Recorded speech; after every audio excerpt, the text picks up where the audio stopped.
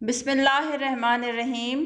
سومناتھ کا مندر اتنا بڑا تھا کہ ہندوستان کے سب راجے اس کے لیے جاگیریں وقف کرتے، اپنی بیٹیوں کو خدمت کے لیے وقف کرتے جو کہ ساری عمر کنواری رہتیں اور انہیں دیو داسیاں کہا جاتا۔ ہر وقت 2000 برہمن پوجا پاٹ کرنے کے لیے حاضر ہوتے اور 500 گانے بجانے خوبصورت عورتیں اور 300 قوال ملازم تھے۔ سومناتھ کے بت کی چھت 56 ستونوں پہ قائم تھی۔ وہاں مصنوعی یا سورج کی روشنی کا بندوبست بالکل بھی نہیں تھا، بلکہ ہال کی قندیلوں میں جڑے اعلیٰ درجے کے جواہرات روشنی مہیا کرتے تھے۔ اللہ کے دلاور سلطان محمود غزنوی بت شکن نے سونے اور چاندی کے چھوٹے چھوٹے بتوں کو روندنے کے بعد بادشاہ بت کے سامنے جا کھڑے ہوئے۔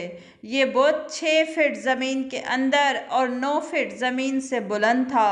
اسی دوران شہر کے معزز سمجھے جانے والے ہندوؤں نے منہ مانگی مال و دولت کی پیشکش کی کہ سومناتھ کے بادشاہ بت کو کچھ نہ کہیں، تو سلطان محمود غزنوی کے دیسی دانشوروں نے مشورہ دیا کہ پتھر کو توڑنے کا کیا فائدہ جبکہ مال و دولت مسلمانوں کے کام آئے گا۔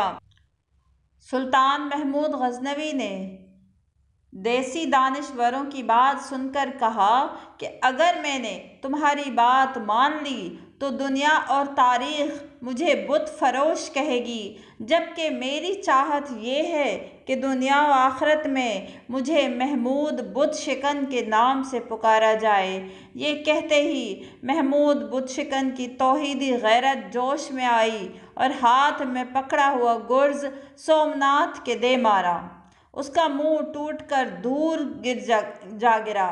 پھر سلطان کے حکم پہ اس کے 2 ٹکڑے کیے گئے تو اس کے پیٹ سے اس قدر بیش بہا قیمتی ہیرے جواہرات اور موتی نکلے کہ جو ہندو معززین اور راجوں کی پیش کردہ رقم سے 100 گنا زیادہ تھے۔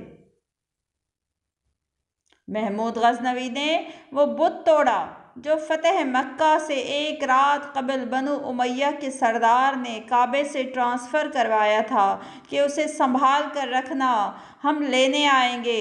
وہ تو نہ آ سکے لیکن بنو ہاشم سے محمود غزنوی ضرور پہنچ گیا توڑنے کے لیے۔ اس لیے کافر مورخین سلطان کو ڈاکو کہتے ہیں جبکہ اسلام اسے مال غنیمت کہتا ہے۔ یاد رکھیں، غیرت مند مسلمان بت شکن ہے، بت فروش نہیں۔ بت شکن سلطان محمود غزنوی وہ ہستی ہیں جب ظاہر شاہ کی حکومت میں 1974 کو زلزلہ آیا، محمود غزنوی کی قبر پھٹ گئی۔ منتظمین نے قبر کو ٹھیک کرنے کے لیے پوری قبر کھول دی۔ اس کو مرے ہوئے 1000 سال ہو گئے تھے۔ ان کی قبر میں عجیب منظر تھا، اس کا کفن تک میلا نہیں ہوا تھا۔ 1000 سال گزرنے کے بعد بھی اس کا کفن ویسے کا ویسا ہی تھا۔ اس کا ہاتھ سینے پر تھا اور کفن سینے سے کھلا ہوا تھا۔ ایسا لگتا تھا کہ جیسے اسے آج ہی کوئی قبر میں اتار کر گیا ہے۔ اس کے ہاتھ کو ہاتھ لگایا گیا تو وہ نرم و نازک تھا۔ ساری دنیا میں اس بات کی خبر پھیل گئی۔